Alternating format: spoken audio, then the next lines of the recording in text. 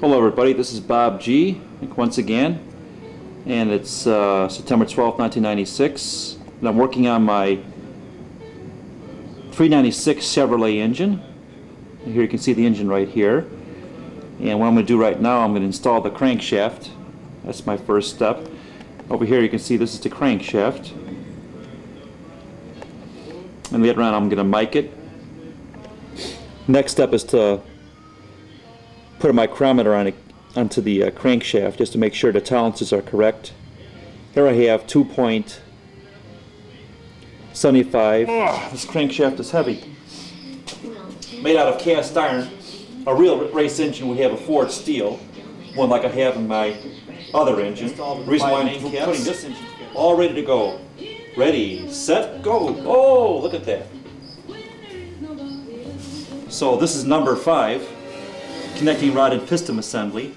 We just put it in here just like this over here, and then we take good old Mr. Hammer and just tap it in like so.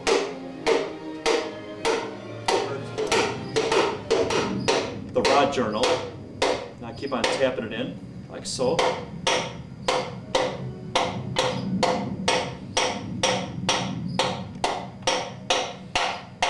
There we go.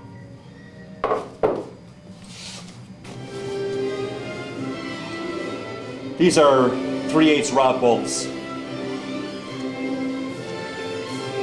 On the LS7 Chevrolet race engine like I have in my Chevelle right now, there's 7/16 bolts, real big, real strong. Chrysler and Hemi, same difference. I'd rather be building a Hemi engine. That's a true race engine. Chevrolet is an imitation, but I'll take it for now. And then we just torque these down to 50 foot-pounds. Like so. Torque them down 40 and 40 gradually until we build it up to 50. Like so.